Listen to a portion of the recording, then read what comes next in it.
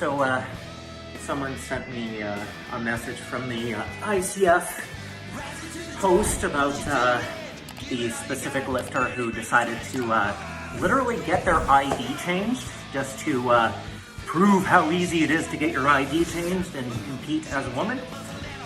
So the basic premise that they appear to have is it's easy to be a jerk, so we need to take away people's ability to be a jerk. Now, hey girl, you're the best in the world. And hey hun, don't look now, but you just won. Yeah, I won. I'm a strong woman. Look at it, it's time. I'm the best. I'm the strongest. What's going on, everyone? Jeremy here from The Quartering, and I absolutely love stories like this because I actually think for all of the years that men have been derided by so many females, probably not female athletes for the most part, but in general with these kind of woke, inclusive narratives that are all generally anti-male, in this particular case, I think it's time for men to save women's sports. And what I mean by that is I'm going to go ahead and need more men to follow the path that this bearded pro powerlifter did by just simply identifying as female and going in and absolutely crushing a woman's event, including breaking the record. Because the hushed tones that everyone pretends to be excited for him in really reveals just how paper thin this ideology actually is. This story is completely hilarious, and we're gonna get into that after a super quick word from this video sponsor, Sheath. Huge shout out to this video's sponsor. That's right, Sheath.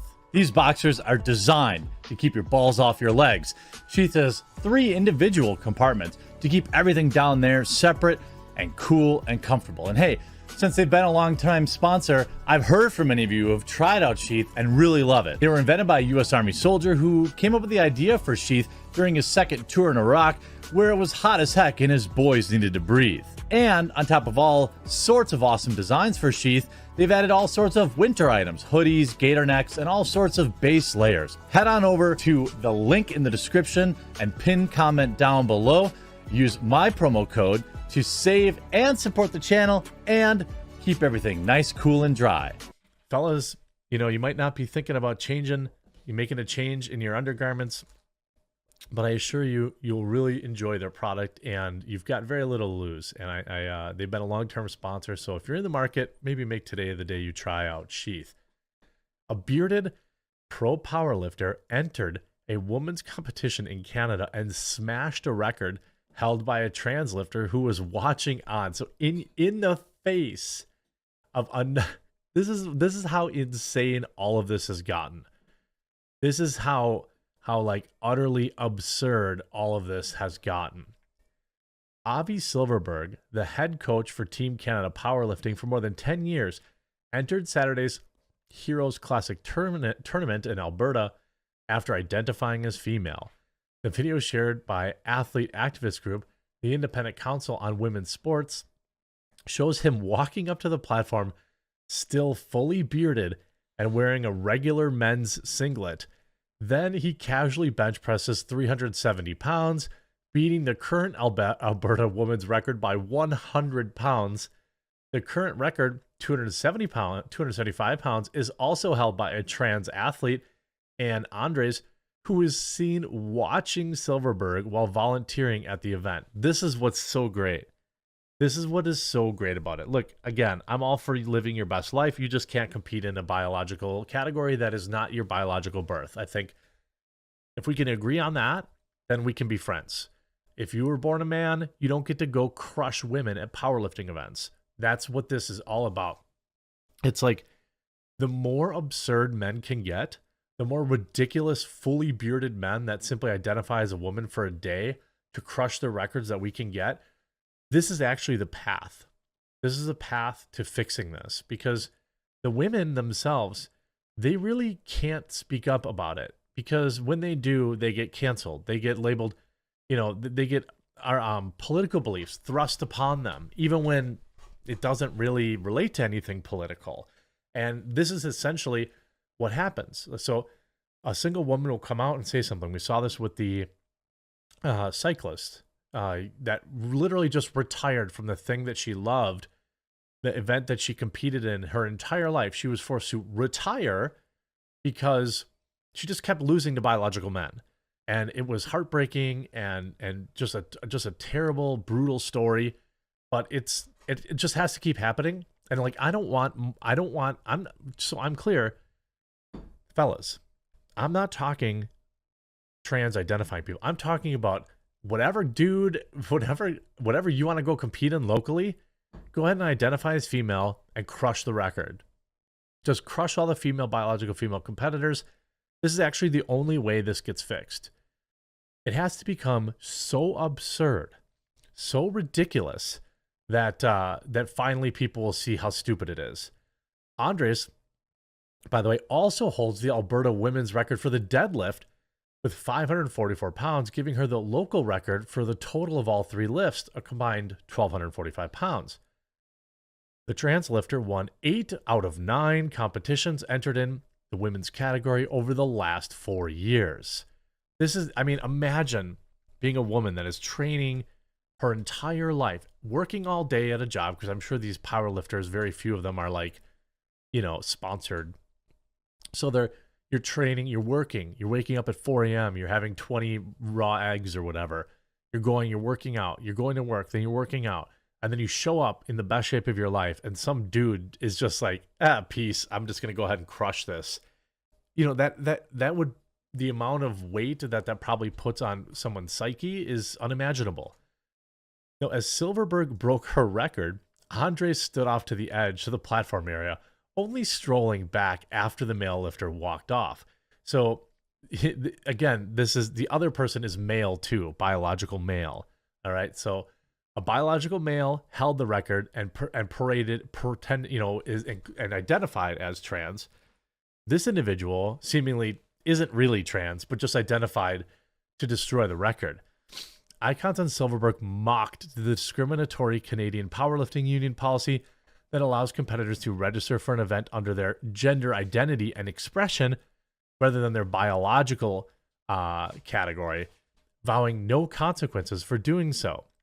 CPU's trans policy states that as an individual should be able to participate in the gender with which they identify and not be subject to requirements to disclose personal information beyond those required of cis athletes.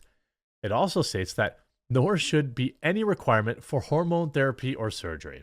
It's a joke, right? Like, it's an absolute joke. In terms of, again, like, I've always been, a lot of people give me grief about it. They say that it's, too weak of a position. Maybe they're right. But I've always been a live and let live guy. But this is the only way. This is the actual solution. Meanwhile, the union's competition registration policy states that a competitor's government-issued photo ID must be verified at the weigh-in or equipment check, including date of birth, province, and gender at all competitions.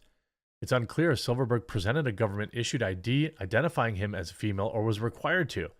Silverberg, who is also an online coach and powerlifting columnist, has not directly addressed the competition.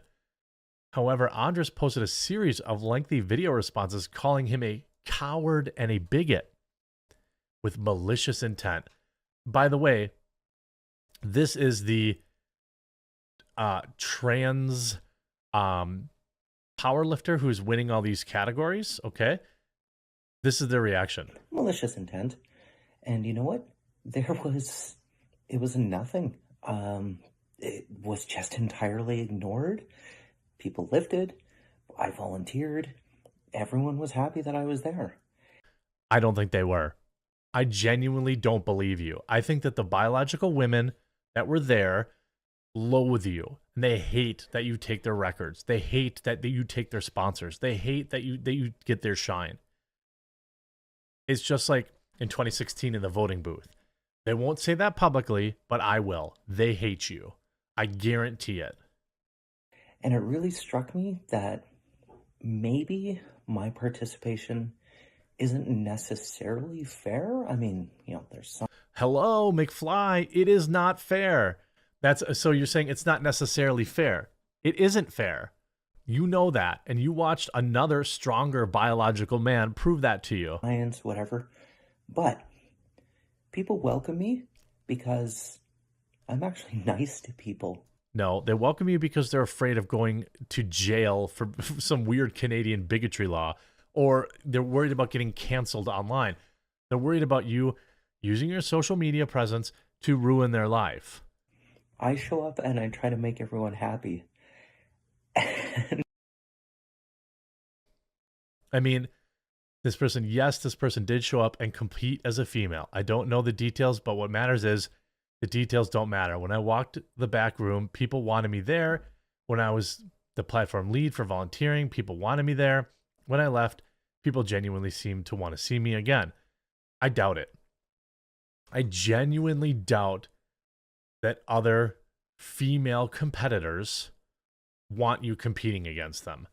And this is, by the way, was led by, I'm sure there's someone else who did it, but remember when Zooby did this? This was back in, 2019, where, the rapper Zooby, you might have seen him online, right? Oxford-educated rapper smashes female weightlifting record while identifying as woman in row over transgender athletes. This has been going on for years. I mean, this is what biological men have to do. We have to save women's sports. And the best way to do that is look the most absurd part you possibly can and go and compete and win. Actually, just showing up to compete in general will be hilarious and will prove the point. Even if you aren't winning, but you just force them to share the space with you, and the TV cameras have to show some dude with a beer gut that looks like me competing against female athletes in a skateboarding competition or whatever, competitive eating competition. Although that probably isn't a gender thing, I imagine. Maybe it is. But that's the only way this actually gets fixed. That's the only way that the point gets put across, because this stuff matters when you're talking about feats of strength. There are competitions that don't. Maybe chess, there's a reason that there isn't a men's and women's chess league, for example. When you're talking about body mass stuff, weightlifting, stuff like that, this stuff matters. And the only way I think you're going to get it is if more brave men like this go into these female spaces and just crush their records.